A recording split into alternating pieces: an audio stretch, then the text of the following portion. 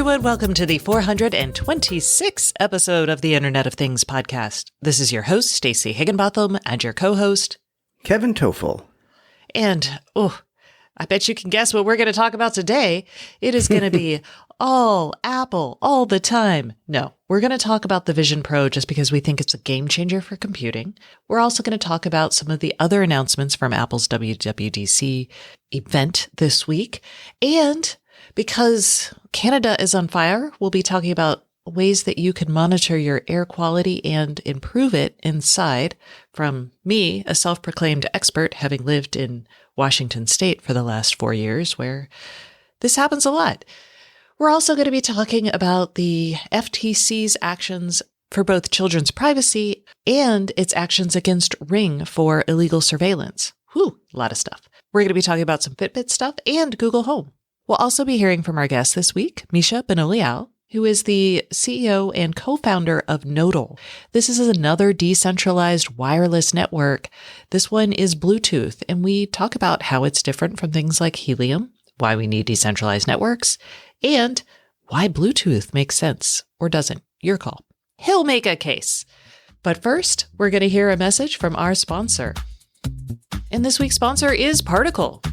Are you looking to fast-track your IoT project? Join Particle at its Spectra event to learn why Particle is the fastest way to get started on IoT. As the leading IoT platform provider, Particle is committed to making IoT accessible to everyone.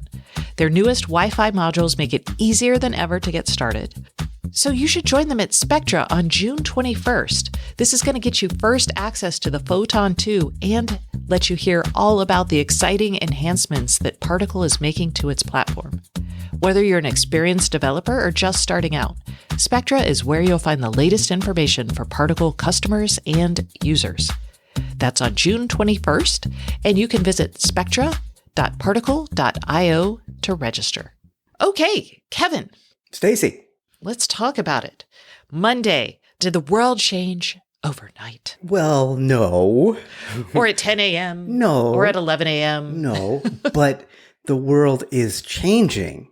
And I strongly believe that the Apple Vision Pro, which, if you remember last week, you asked me if they were going to release an AR or VR headset, and I said 50-50, which kind of was a cop-out. I really didn't think they were going to do this. Me either. But after watching this together, because we both watched it, yes, and we were chatting away, and I mean, I was pretty impressed from the get-go, and you seem to be on board pretty quickly too. That was my take. Yeah, so, okay, for people who may not be aware, because I'm sure there are some of y'all, Apple launched, it's a mixed reality or an augmented reality headset, and this is a device that you wear on your face. And it's going to be $3,499, and it won't be out until next year. So these are all the important things to know here. The big difference for this particular headset, it does two things that I think are worth noting. One, it lets you see out. You can go all the way to virtual reality by hitting a digital crown. So it will basically start you out with, I can see everything in the room, and then I can overlay virtual reality on top of the room. That's called mixed reality. Augment. Yes. And that's augmented or mixed reality. Or you can dial that little thing all the way over to virtual reality. So I think it's nice that you're not stuck inside a virtual world and you can see out into the real world. Then two, it lets other people see a digital version of your eyes. So this isn't your actual eyes, but what it does is it offers an indication to people, if you're wearing this thing on your face, that, hey, I am immersed in an app, or maybe I'm all the way immersed in virtual reality. And it also lets, when people walk into the room, it detects them and it shows them coming in. So even if you're in virtual reality, my indication was, I'm imagining there's like a D&D button, I don't know, a do not disturb, but if you're in virtual reality and someone comes in the room, it interrupts your virtual experience, basically. Right. It's not a direct camera pass-through, which is what Oculus uses, because I've tested, and I'll just disclose that I tested the last two Oculus Quest devices for Facebook as a consultant prior to those devices' release. So I have used those, and that's a camera pass-through. So I can see the room around me. an actual image of it. This creates a virtual image because it's got a LiDAR scanner in the front, among many other sensors. So it's kind of creating a virtual representation of your room and your area, but it's not showing you a direct camera view of it. But it doesn't matter. It works, obviously.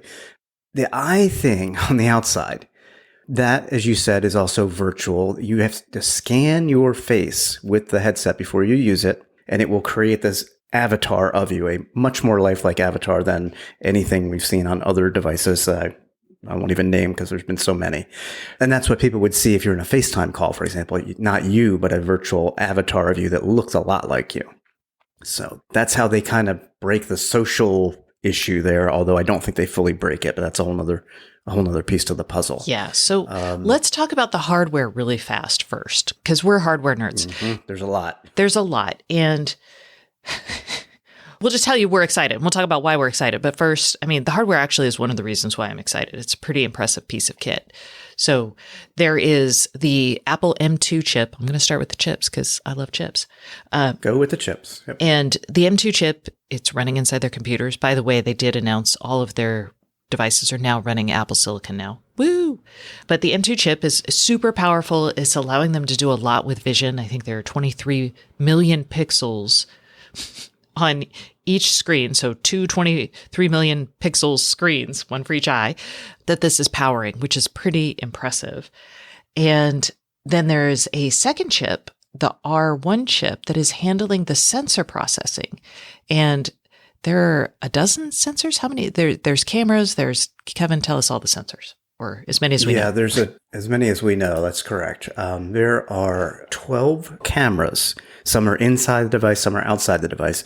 There are 6 microphones and 5 additional sensors. I know that at least one of those additional sensors is the LiDAR scanner on the front.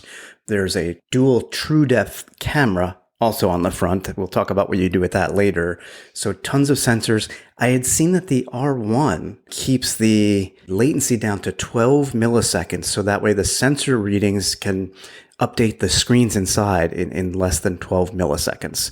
And it runs some kind of RTOS, but I do not know anything about that. Me either. But I'm hopeful that this information will come out over time because this is incredibly powerful. And if you think about for something like automotive or robotics, not that Apple's going to get there, but just applying this out to the IoT broadly, having a powerful processor to handle incoming sensor data and maybe even do sensor fusion later on. I mean, some of the stuff that Apple's doing feels like sensor fusion, like being able to generate your avatar and then move your avatar as you're moving in response to your movements and conversations. That requires sensor fusion. And if it's not clear, I mean, we didn't specifically say this, so I'm just going to clarify. If it's not clear, unlike most other devices like this on the market today, this is a standalone device. So that's why it's got an M2. That's why it's got the R1, etc. You're not putting a phone in this. It's not connected to a PC or tethered to a phone. This is a standalone personal computing device. Now, I think it's important to say this straight up. It is not a mobile device. Neither of us look at this and say mobile because it runs on a battery that attaches to the device and you can stick it in your pocket, but that only runs for like 2 hours or up to 2 hours. That battery is about the size of an iPhone and it's probably twice the thickness. So it's no small thing. And the reason they don't have a battery in the device is the weight. Right. Otherwise it'd be too heavy on your face. And I've not tested the Oculi, but I have tested the Microsoft HoloLens. This is a little reminiscent of the HoloLens in the fact that the HoloLens also lets you see out to the rest of the world. Unlike what this is, because this is creating a virtual overlay for you, the HoloLens actually lets you see the world and then generated virtual images for the world. So it's actually more augmented reality. It's true camera pass-through and augmented reality. Yes. But just to note, another reason we do not think this is a mobile device, and I think people are failing to realize the fact that it's not a mobile device, is that if you don't have the battery pack or you won't want to use it for more than 2 hours, what do? You can actually plug it into an outlet. Yes. And, well, we're not sure, but it doesn't make sense that it would have this right now. It's a Wi-Fi device. It doesn't have cellular. Yeah, there was no mention of cellular, and there was no use cases where they show somebody walking around outside in a place where you typically would use a mobile phone. So actually, let's talk about some of the use cases too, because this is important. Okay. The big use cases, and this surprised me, and I was actually really excited about this use case, was work. Basically, this would replace your 3 monitors. I don't know how many monitors you have, but I only have 2 monitors. But it would replace both of those and let me work from monitor to monitor, which I thought was really compelling in that high resolution with all of those pixels allows you to blow it up real big. I've upgraded to a 34-inch widescreen monitor, and it is bigger than what I used to have, but it's still not big enough. And it's limited. It's 34 inches. That's it. You can scale the screen, the virtual screen of whatever you're doing, or multiple things, up to, they say, the feeling of 100-foot screen. And because of the resolution, the high resolution, there won't be what's called the screen door effect, which is something I see on the Oculus and other headsets, because you can actually see the lines between the pixels with those. It's just terrible. Oh, and it's gesture controlled. So Apple is introducing a bunch of new gestures, and because some of the cameras are on the eyepiece underneath looking down, it can see you moving your fingers. Now, this I think would be a great example for where Soli could come in handily, right? Eventually over time. Instead of using cameras, you could use radar to detect this. But we're not there yet. Anyway, so you make these small gestures and you can scroll and you can zoom and you can do all these other things. But because you've got that, I can imagine this very Jarvis-y from Iron Man or Mission Impossible, basically this futuristic world where you're looking at screens and manipulating them in the air. Now, no one else can see those screens because you're just looking at it from your face. But that being said, well, no one around you can. If you are on a collaboration app or something else with somebody else who has this, yes, they could see it and you could, work together and so on. But you're right. Yeah. Yeah. So that's the work examples. And they talked about collaborating and they talked about Zoom. And again, if you're in a Zoom, because this doesn't have a front-facing camera, people in the Zoom are going to see your avatar, not you, which I think is an important thing because this takes away some of the, sometimes I hop on a video call with my friend and I'll call it video call because I can't call it FaceTime. And Apple, it would be FaceTime. But hey, does my outfit look okay? How's this look? That's not going to work here. So those things, here's a tour of my new house, not going to work. But if you're just talking Kevin and I meet every week we meet over Google Meet, this could be used for that. And the collaboration features and the presentation features are cool. So that's the work side. There's also, we'll call it entertainment. And the entertainment side is equally mind-blowing. It is immersive movies. You can have a movie that is actually designed for a 3D platform, I suppose, but you can also have a movie that you just sit there and you have this really immersive experience on that up to 100-foot screen. They showed it on an airplane, which I know not everybody travels as much as we do, but I was like, oh, I would like that right now, please. Yeah, because you could use the digital crown to not see everybody else's head sitting around Their you. feet. Their feet. Yes, that too. Their bare feet on the armrest. You could twist up the dial to say, I just want a full VR experience. And it can be a movie theater, for example. You sitting in a movie theater with this ginormous screen and you don't even see anybody on the plane at that point, which is a beautiful thing. Yes. Until you miss your snack, I suppose. I'm going to make a guess here and say that Google brings more 3D video support to YouTube with the launch of this device, the availability. Yeah, I bet. And that's the final thing. You can actually create 3D content with this. They talk about it for photos and memories. And this to me felt a little dystopian. This dad had this thing on his face and he was capturing his children playing with bubbles or something. And I'm like, that's great. But when I'm engaging with my kids, this is definitely a situation where you would run and get your face computer and pop it on and then make your memory. I don't think at a birthday party, I would want to be wearing this all the time. In a way, it kind of makes me think of traditional cameras, right? Back in the day, before it was in your smartphone, you actually had to choose this is a camera worthy moment. And you would bring it and you'd get it out and you'd take your pictures and then you would put it away and maybe get it out again later. And this gets to some of the hot takes, which is people looking at this were like, oh my God, this is terrible because it'll make us more isolated. And I do think it's an isolating device. Yes, very much so. Because if you want to sit and watch TV with your partner and you want the big screen experience, well, you could watch it together using the SharePlay feature. If both of you have this headset, you can have captions and subtitles on your screen, change the audio on your device, so you can get a personalized experience. But you're not really watching it together at that point because, I mean, I guess you could look to your left and see what they're doing, but they're going to be staring off into space. If you're too close, your headsets might crack. Crunk.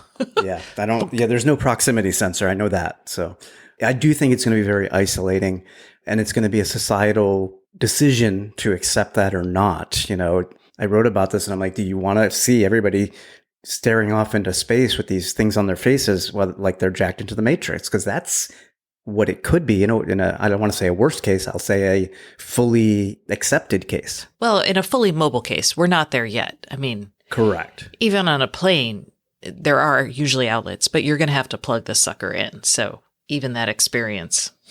Can I just bring up one more cool thing? Yeah. So I had said that, you scan your face before you use it, but even while you are using it, there are LED lights and IR sensors that track your eye. They basically scan your eye for authentication so that only you can use the device. I'm like, okay, whatever. But also, this is amazing to me. Since there's no physical controller like you have with the Oculus and other devices, what's your cursor? How do you point at things? You don't actually use your hands to point. It tracks your eye. Whatever you're looking at has the focus, and it will light up or show it, that this has the focus now. So if you need to go through menus, you can do that. If you need to tap in a text field because you want to speak some text or use the virtual keyboard, which I never would use, I need feedback, it would do that. I mean, that's some amazingly cool tech, and it's a true integration that, I hate to say it, whether you like them or not, that only Apple can do between hardware. Wait, no. No? No, actually the HoloLens does it. So I had tried the HoloLens, and this was like 3 or 4 years ago. But when you put that on, you train it by following this like little hummingbird creature around. That was the one I had. I don't know if it's everyone's. So it is not as predictive. Apple has definitely refined this, but you're right. When I was saying that, I was thinking of the entire thing, because this comes with with support for an entire ecosystem of apps between iOS and iPad apps. Plus for work, you can share your Mac and see the virtual screen of your Mac and blow it up to whatever if you have a Mac. When I was saying the whole thing, the whole enchilada, I was really thinking the software platform, the apps, the hardware, and so on and so forth. Yes, you're right. The HoloLens does have pieces of this tech, yes. And how much is the HoloLens? Do you recall? It was about $3,000 when it launched. Yeah. So like in that context, this doesn't sound as crazy. Yeah. And that was very much an industrial product. Microsoft pitched that for industrial use, and it has been used in industrial settings, believe it or not. It is a heavy device. And that gets to this idea that this is a pro version at this price tag.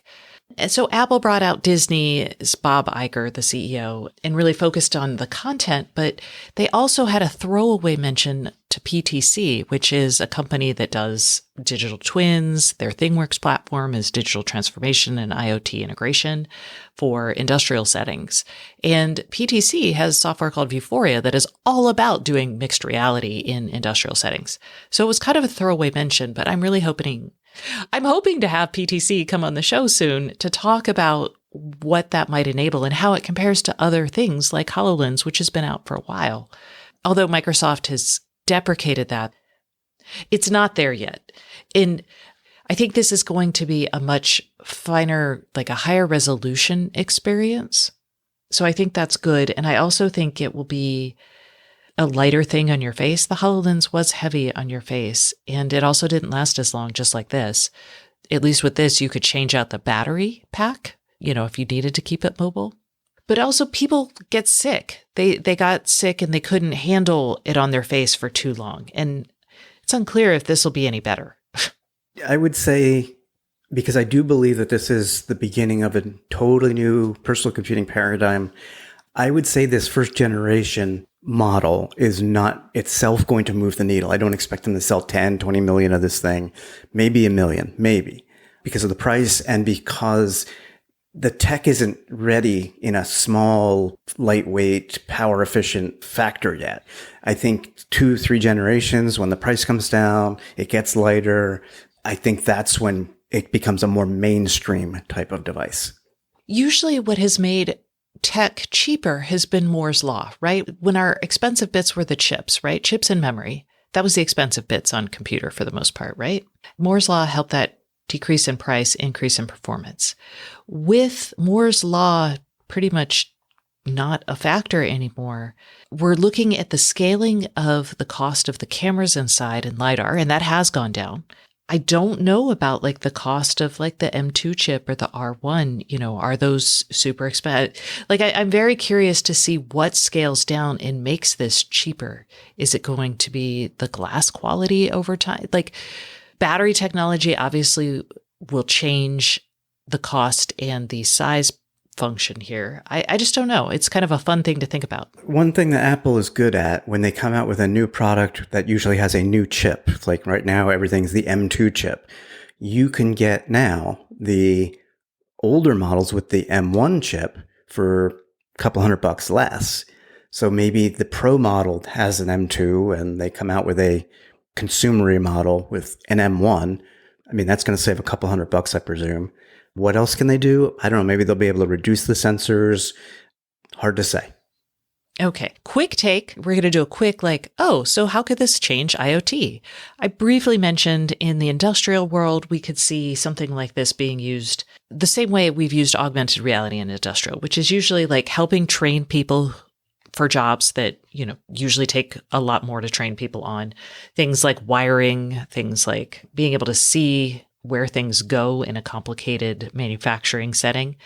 In the smart home, where do you think this could happen, if anything? I think we've talked about this before. There is no UWB chip that I know of in here. Maybe there is, and they haven't said. They did not mention any smart home use cases, but think about the primary place you're going to use this. It's going to be either home or work. So let's focus on home for a second.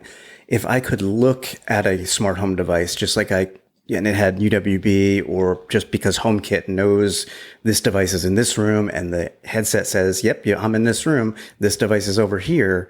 Like, it would be nice to just see up the menu for that without having to open my phone, open my app, tap to change, pick a color for my bulbs. If just a color palette appeared next to it and I could just look at it and tap my... He's talking about looking at a lamp. I don't think you said that. I'm sorry. Looking at the lamp or the bulb, my bad.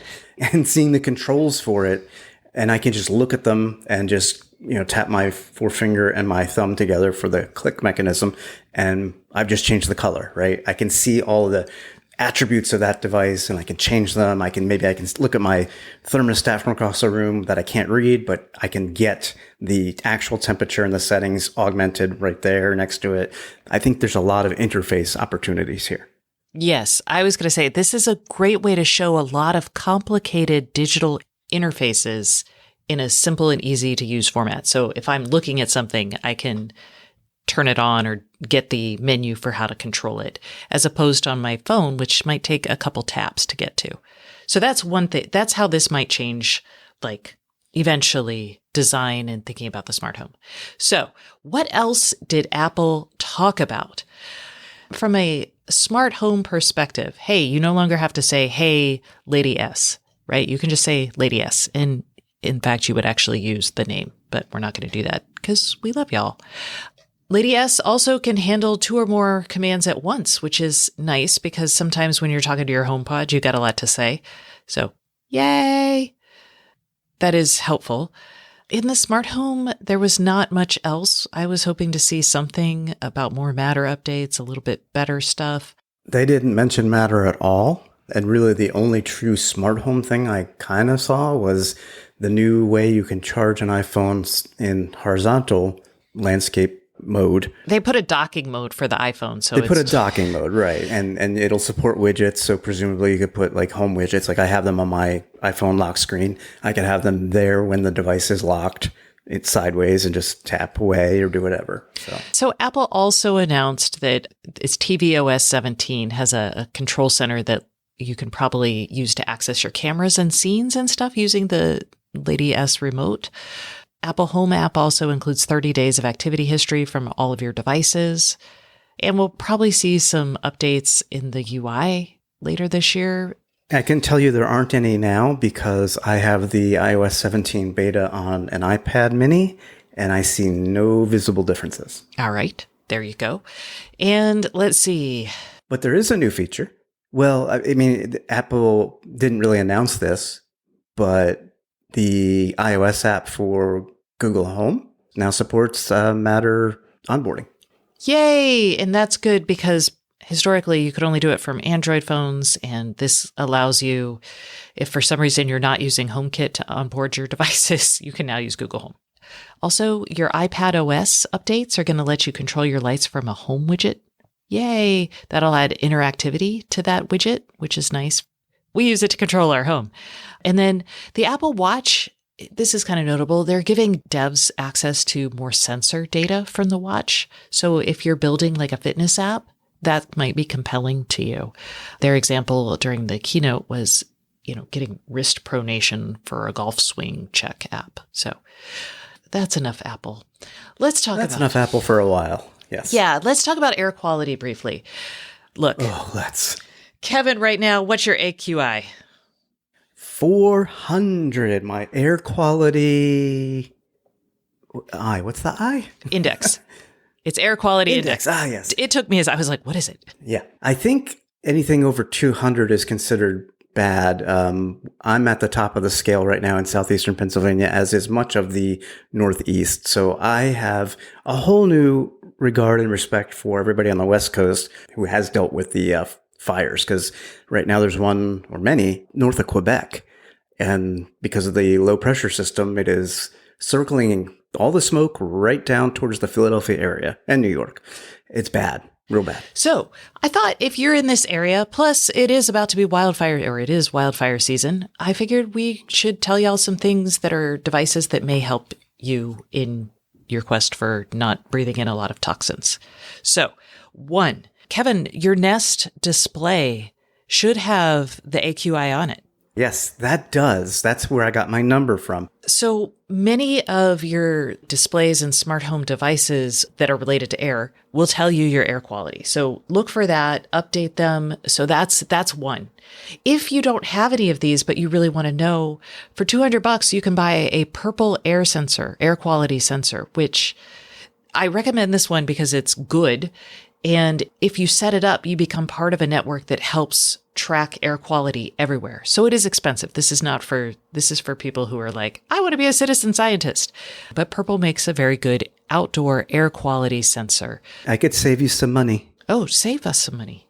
Well, the Purple Air network, which is everybody's personal Purple Air products, if they contribute the data, is actually what's feeding my Nest the AQI. So I can see them on a map and I can see the different AQIs for different areas.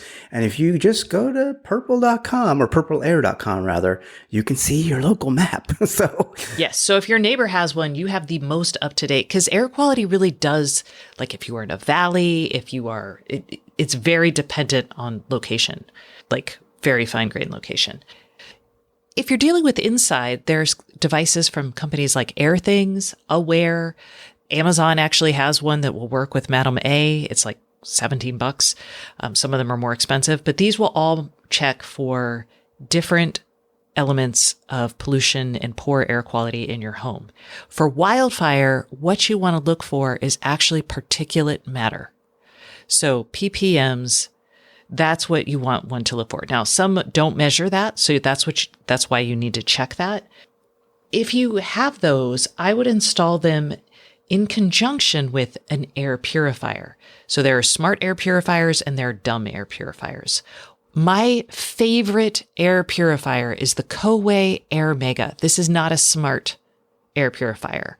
It has a smart setting where it'll be like, oh, I'm detecting a lot of stuff. I'll turn on higher, and you can have it on that setting if you want. But that's like my ultimate favorite. I have 2 of those in our house.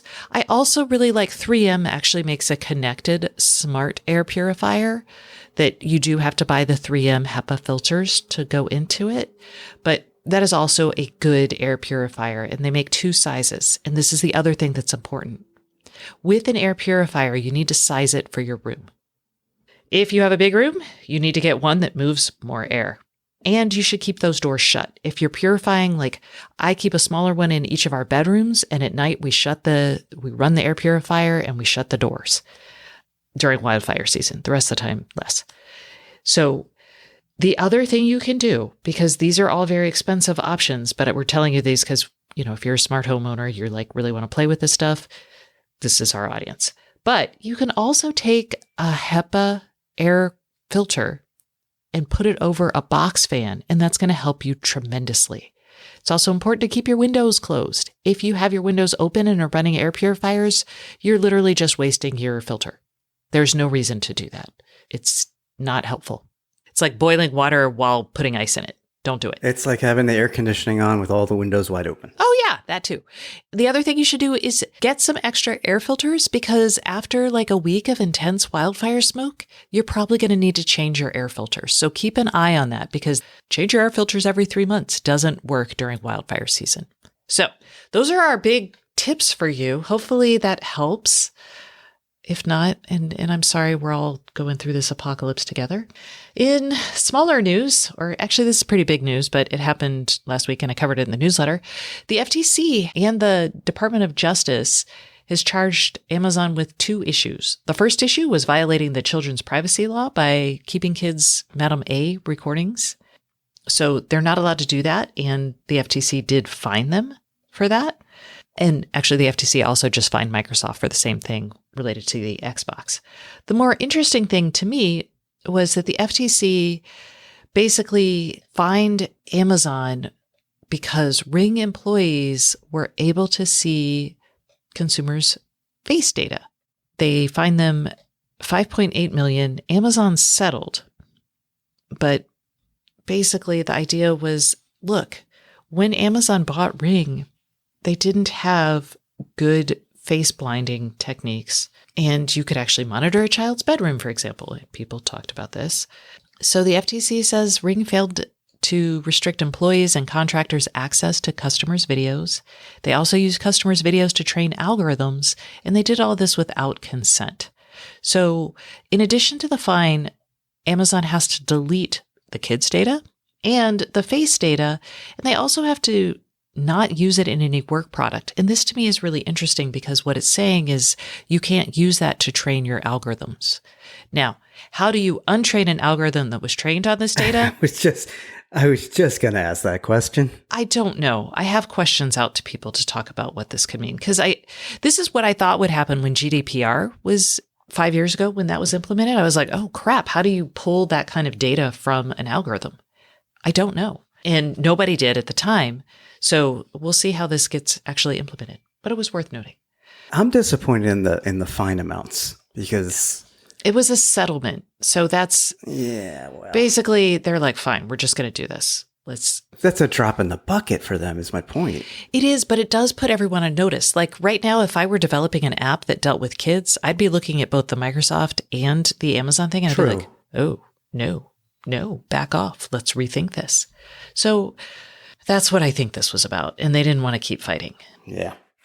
And in final small news, Fitbit has filed a patent for, this is a device that you would put under your mattress or your fitted sheet, and it will basically track motion. We've seen a couple of these. These have been around for a while. So, but this is Fitbit's, I guess. And Withings has one. I think the Sleep Number people have one. Yeah, that wouldn't surprise me. I guess what's different here is this is one device that can track the sleep patterns and such of 2 people. Yes, and that's great. I mean, it just stretches across the whole mattress. And I will say, I will say, when you have devices like this, it's important that everyone in your family know they're here, because you would hate to have like an affair and then your partner being like, oh no. That dog is not that heavy. The dog was not sleeping with you that day. Yeah. I mean, not that I'm having an affair, but I have had this happen in our house where I was testing out sleep tracking, and my child one night had nightmares and slept with my husband while I was out of town. And then, I was like, oh, look, my husband's sleeping with someone. I knew it was my kid, but I was like, oh, I never thought that might happen. Huh. So anyway, the point is, this is all part of like the whole fitness, wellness, blah, blah, blah. Yeah. Okay. But this is just a patent. It may never be a product, but it would probably be a product if we're being honest. All right. That's enough of that. Now it's time for the segment of the show where we answer your questions. That's right. It's time for the Internet of Things podcast hotline. Woo woo. This week's hotline is sponsored by Kudelski IoT. Implementing Matter? Kudelski IoT provides affordable expert help that you need to quickly obtain and easily implement your Matter device attestation certificates. This is the final step on your Matter journey. So you can learn more at kudelski-iot.com. Yes, that's the Matter security stuff that we actually like and appreciate about Matter. This is how you get it. Okay. If you have a question for us, you can give us a call at 512-623-7424. And because last week saw the end of the month, we have a winner for the month of May that we're excited to announce. Last month's winner is Paul from New Mexico, and you're going to win those Nanoleaf Triangle Smart Lights. Yay, Paul! For this month's winner, you're going to win, oh my gosh, a Keurig Smart Coffee Maker. This is a test device, but I tested it probably for a couple weeks, and I guess it is technically used, but it's all cleaned and lovely. And this is a smart Keurig with a latte maker, so the milk thing and everything, and it connects to the internet. You can set Madame A up to like make your coffee in the morning if you want. It's lovely. So that is our June prize. Call us to win. And now let's hear this week's question. It is from Scott, who is a historical winner. Yay, Scott. He has a question about smart locks. Let's hear it. Hi, Stacy. This is Scott Spalding. I am a longtime listener, and I actually won a Schlage smart lock from you a year or two ago, which I love. Today I'm calling on behalf of a friend of mine who is looking to possibly get a smart lock for their double-wide mobile home. I know there's been a lot of changes, and wanting to find something simple for her. She uses an iPhone barely, and I look forward to your recommendations. Oh, she also uses an Echo Dot, if that matters. Thank you for your time. Oh, Scott. This isn't too bad. I mean, when I first heard like mobile home, or I'm thinking, oh, special doors and whatnot, but you would clued me in that like they're not any different than regular front doors. They're just maybe a different material. Yeah. I mean, I talked to a friend of mine who lives in a mobile home, and then I did some intense Googling, and I was like, no, they seem to be normal doors. So we can work from a normal door perspective. And in doing so, the fact that HomeKit and Madame A are both in the picture make this a little more challenging. But there is a lock that will actually do both today. It's just really expensive. The Schlage Encode Plus lock, which I think the retail price is $320, although online I've seen it for a lot more. It's actually the lock that I use today because it does work with my Apple Watch and NFC. So I have the key built into my watch, and I just use that. But it is a keypad, and it's a deadbolt, and it does work, yes, with HomeKit, but also with Madame A. So if your friend's Echo Dot is new enough that it has Matter support, it actually doesn't matter because you're not going to use Matter. You're going to use Wi-Fi. But if you wanted to use Matter, because this is actually a perfect use case for Matter. When you say, Kevin, it's got Amazon. Yeah. This way you could choose. So it'll work, right? But it won't. Yale actually has introduced this, I think, 2 weeks ago, the Yale Assure Lock SL with Matter. And the kicker is that you can't actually make it work with HomeKit or Madam A yet. That is because Madam A currently does not support locks with their Matter implementations. Now, the other thing is, because this is a thread-based lock, you would need to have a thread router somewhere in your house. So if you have an appropriate Echo device that would work as a thread border router, so that would be a 4th gen Echo device, but not the Echo Pop, because that does not work. No thread there. No thread. So it needs to be a thread border router. That's the word you're going to want to look for if you get this particular lock, which is $229.99. So that's $230. So cheaper. And it doesn't work with Apple's HomeKit yet. So it's coming. It's coming. So if you want to buy this today, don't. If you could wait a couple months till we get either Apple support on this sucker or Amazon starts supporting locks, then this is a good option that will get you everything across the board. But if you want to buy it today, you're going to have to spend more and get that Encode Plus. Now, I have the Schlage Encode lock, which is just a Wi-Fi lock, which does work with Madam A, but it doesn't work with HomeKit. You could also use that. So while everyone right now is probably screaming in their head, but Matter was supposed to solve all this and it's out, so what the heck is going on? I'm just going to throw up my hands and be like, Matter is currently failing to impress. That's all. It's just taking too long to implement. It's failing to impress. I'm almost done with this. We'll stick with that. Can we read the just disgust in my voice? So that is our answer to you for your friend, Scott. And hopefully this helps. If you would like us to burst your bubble on Matter or answer any other smart home questions, give us a call at 512-623-7424. And this month you will be entered to win that Keurig Smart Coffee Maker. Yay! That concludes this segment of the show, but please stay tuned for our guest, Misha Benoliel, who is the CEO and co-founder of Nodal. We're going to be talking about a new Nodal app that helps expand their decentralized Bluetooth wireless network.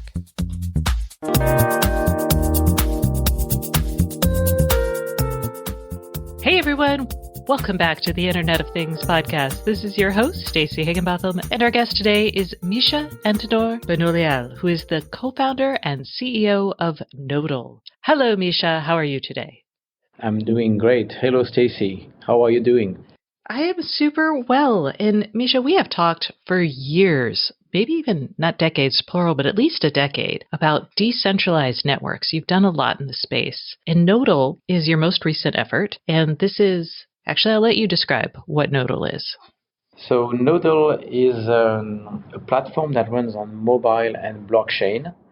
And it enables developers and businesses to deploy application on hundreds of thousands and millions of smartphones using our development environment. And the main use case up until now has been in the IoT space for locating assets, where we use the Bluetooth interface of your phone for locating devices. I would say the really disruptive approach is that it's a network where people participate by downloading an app on their phone and join the network that way, and they get paid by the network for participating.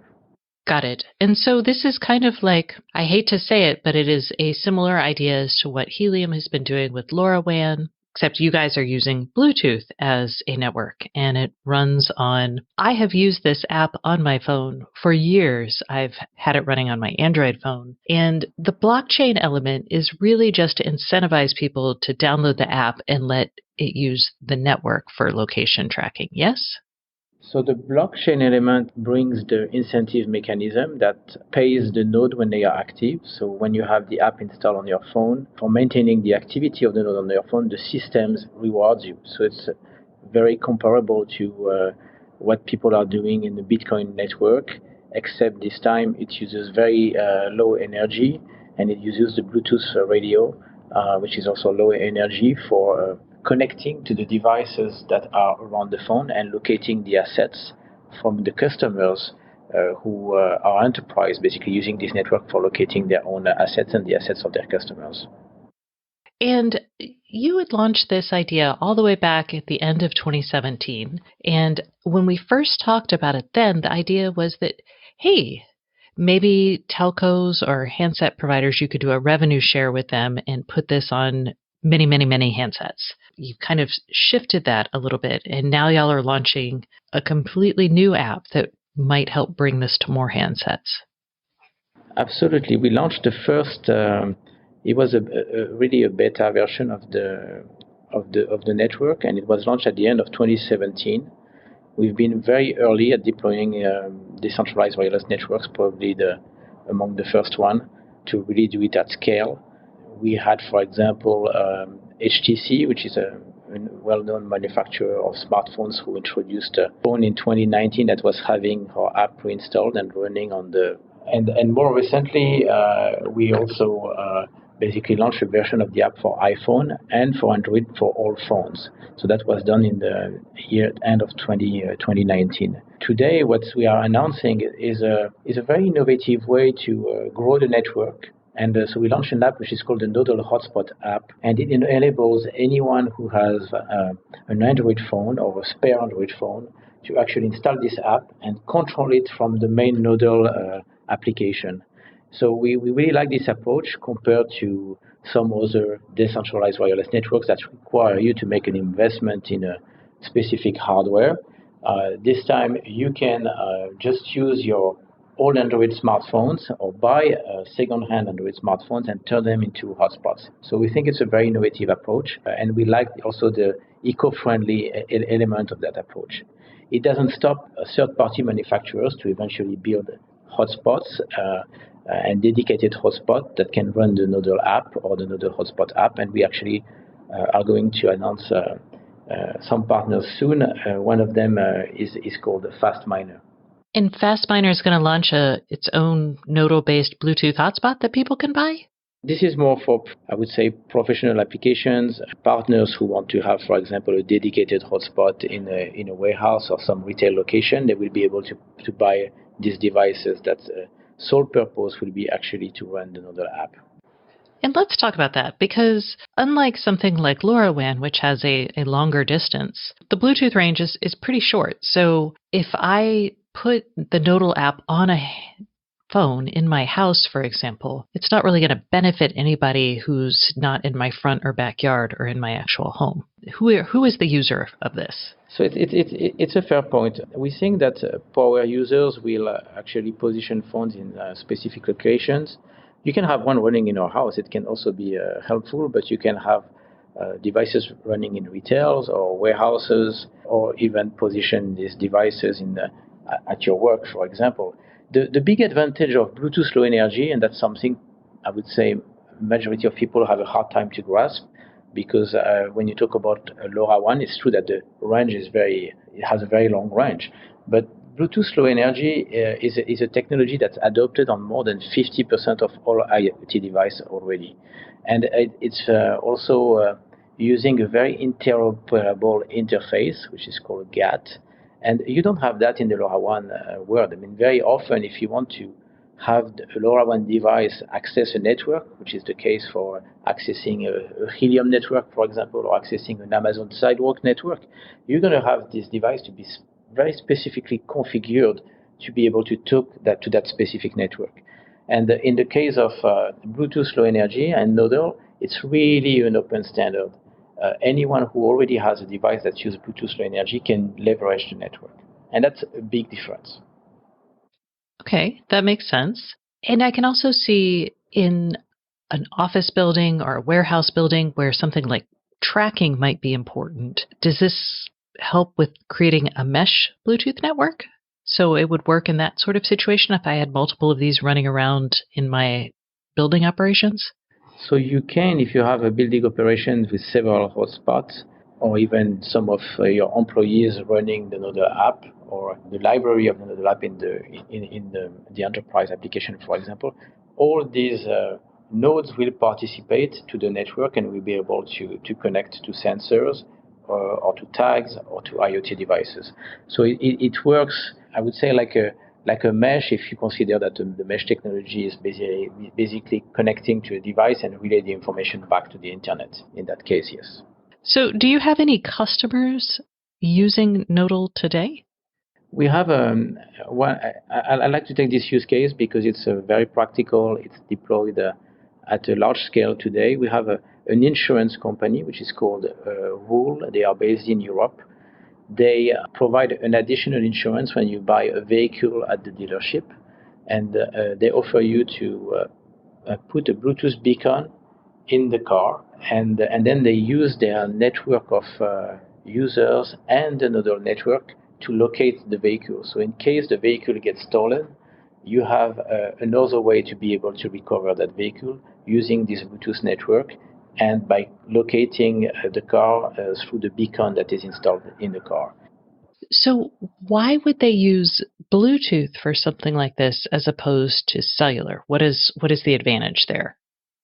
It's a very good question. I think the right way to look at IoT and wireless and different wireless technologies is really what kind of use case and are we trying to solve. When you use cellular, very often you're going to face problems of battery consumption. You may also face problems of coverage depending where the sensor or the device is located. If you use a technology like LoRaWAN, very often, if it's in the context of locating an asset, you're going to need this device to have a GPS. What's amazing with Bluetooth and having a network of mobile smartphones moving around and basically doing the job of locating or connecting to sensors is the smartphones all have already a GPS sensor. So they know very well their location, and they can easily capture an encrypted identity of a tag, for example, and tag that device or tag with the location and the time, and send it back to the provider of the service who sells these tags. So Bluetooth actually is really an amazing technology in that sense. And when coupled with a mobile network, with all the technology that we already have in the smartphones, it's really powerful. I have a use case that I like a lot. I've been doing some tests. We haven't deployed yet, but it's with this very old industry of shipping pallets. So shipping pallets, for example, is almost 6 billion items a year. And they have tried many technologies to locate these pallets, to be able to recycle them or to be able to find items or goods if they have been lost. And they tried LoRaWAN technology, they have tried cellular. And the partners we are talking with now, they say, oh yeah, but these solutions don't work. But Bluetooth, indeed, not only it's a very economical solution, but it does a very good job when coupled with a network of mobile phones to actually locate goods and, in that case, locate the shipping pallets. And there is an element of cost to add to that. When you look at the volume of Bluetooth low energy radios that are manufactured every year compared to basically LoRaWAN technology, for example, it's really another order of magnitude of volume, and you have several providers actually for this chipset as well. Bluetooth is really, I think, underestimated technology, and I think we're going to see more and more use cases actually deploying Bluetooth radios to be able to provide connectivity to a whole set of devices or for even just location of assets. Okay, so the benefit of Bluetooth in those situations where the chipsets are open, so you can buy a variety of different Bluetooth things to build your solution, and that it's a more economical solution? It's a much more economical solution, and it's also very tiny. The form factor is like a sticker. So you have a device which is printed and looks like a sticker, but it has a Bluetooth chipset inside. These things are going to also to grow, I would say, the addressable market for Bluetooth low energy and multiply the number of use cases. Imagine tomorrow if you can have a tag even for a traditional consumer goods or a package that's delivered to a consumer that use this technology. There was a use case that was brought many years ago, which was, for example, the use case of the pizza box. So the day you can add a sticker with Bluetooth on the pizza box that also has a sensor for temperature, for example, you could have the pizza brand know at which moment a pizza gets delivered to the consumer and if it was delivered warm and basically in good conditions, so to be consumed. And you can do that with Bluetooth. Got it. Yes, I've been imagining this sort of radio on a sticker that everybody can access since probably 2008. I feel like I've been waiting for this a while. Right now with Nodal, it's a relatively small network. It feels like if I were developing a Bluetooth sticker, I might want to go with something like the Find My network or maybe whatever happens with Google's Bluetooth network. It feels like there are options out there that are larger. So I'd love to understand what features y'all add beyond that. It's a very good point. I think people like Apple with the Apple AirTag and their Find My network are really focused on consumer devices. Samsung also came with an offering. It is true Apple and Google are looking to partner actually on a standard for this. The thing is, they are not going after industrial applications. And we think that the biggest market for Bluetooth Low Energy tags, for example, are going to be industrial applications. When it comes to the size of the network, I mean, I can share some numbers. We are a blockchain company, so we are also been following, I would say, the hype or the high highs and the low lows of the blockchain and cryptocurrency market. But so at our peak in 2021, when there was the whole I would say a bull market, we had around 3 million nodes running another node. We lost 90% of these nodes, and what we can say is today we actually are growing again. We are around now 500,000 nodes on the nodal network, and we think it's since we are doing a very good job, we improved a lot for the way our nodes work. We are also growing the number of our partners. We are actually in a very good position, and we think we're going to keep on growing. And the big plus compared to these other networks is our stack is completely open. If a sticker of a Bluetooth sticker manufacturer comes to us, for example, they can onboard the network in half a day. If you want to add a support for Find My on a specific device with Apple, it's going to take you months, and you are still constrained to have Apple accept basically your submission. If you want to do the same with Samsung devices, you're going to have to go through the same process. If you want to work with Amazon Sidewalk, you're going to have to go through the same process. These are not open networks. And I think that having on the market an offer with a complete open network that any manufacturer can join, where any manufacturer can use their own actually spec, makes a huge difference. And that's where we are playing, and we believe actually the number are going to be gigantic in terms of industrial applications. The Apple AirTag is already $1 billion market for Apple. Now imagine tomorrow if every shipment, every shipping pallet, every valuable goods can have actually a Bluetooth sticker that has also sensors together with it. It's going to be really a very, very, very big market. It's going to take time to grow, but I think it's already started, and Apple have proven that this market is valuable. Samsung entered this market as well, which proves that there is really money to be made in this market. And the fact that Google and Apple are now looking at eventually defining a new standard together shows that there are tremendous opportunities ahead of us. We've been building this, like you mentioned, since 2017. We grow a lot of IP in decentralized wireless and in this specific industry. We have a real knowledge. And the big difference with our nodes is that they are also programmable. And I can touch on that point if you want and explain a bit more. Yeah, tell me about that. So if you look at traditional blockchain networks, and let's take, for example, the Ethereum network, you can deploy small programs on the Ethereum network, which are called smart contracts. At Nodal, we look at the mobile computing devices as totally different computing devices than traditional computers that are in the cloud. And for good reasons, because mobile devices, they have sensors so they have the Bluetooth Low Energy interface, they also have Wi-Fi, they have LTE, they have GPS, they have temperature, they have pressure, they have a whole set of, and they have a camera, and they also have a real person behind every phone. So they have a whole set of sensors and capabilities that computers in the cloud do not have. So we created what we called smart missions that will enable the developers to actually push small programs on hundreds of thousands or millions of phones to be executed by basically their owners directly on the phone. And we think that this is going to open up the possibilities of what can be done with a decentralized network. So, for example, if a specific brand wants you to go in a location to capture some information or to take a specific photo, in that location, they will be able to send this mission to the users, and that's just one example of things that's going to be capable with such infrastructure.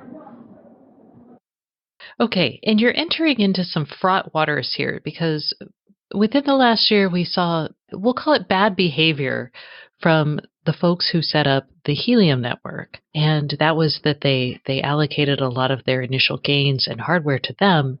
And then other people who joined the network felt really burned by waiting a long time, spending a lot of money for these hotspots, and then not seeing the benefits they thought they would get. And there's the overall skepticism around cryptocurrency just broadly happening right now. And then there's that very specific example of a decentralized network using crypto to incentivize users. So how would you address people who are like, well, gosh, why would I want to make money by hosting a decentralized network in this environment? It's a very, I would say, touchy and complicated question. I'm going to try to answer to each of your points. So I think decentralized wireless first is something that needs to happen. It is true that when you look at times on the market, like when you have a bull market, that you have a whole set of users who are just there to earn cryptocurrency. But when you look at the profile of our users, we also see that you have people who believe in the promise of decentralized wireless, which is supposed to make networks more resilient over time. It's also people who want to build an infrastructure that belongs to the people.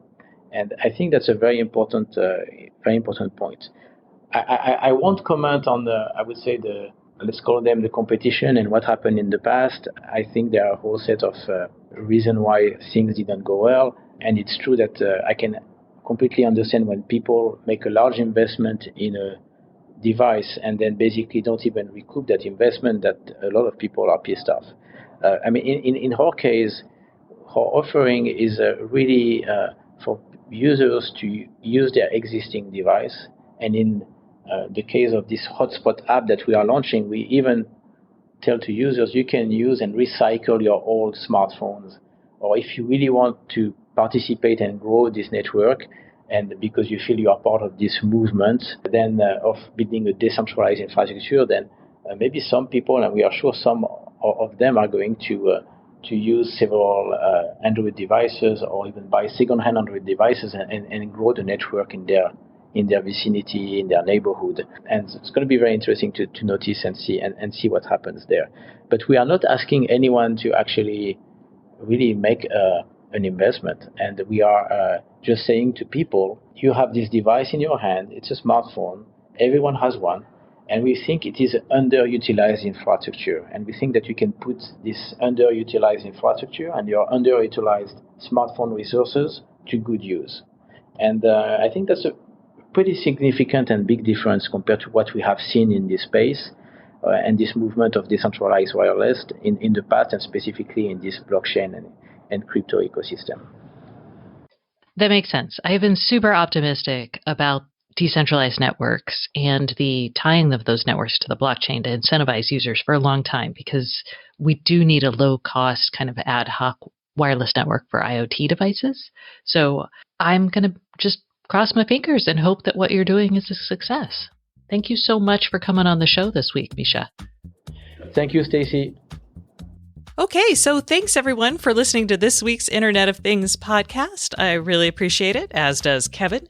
And if you want to find out more information on the Internet of Things, you can find it at my free weekly newsletter that comes out every Friday. You can sign up for that at www.stacyoniot.com/newsletter. Or you can just visit the website for all of those stories published a little bit later. Thanks for listening and have a great week.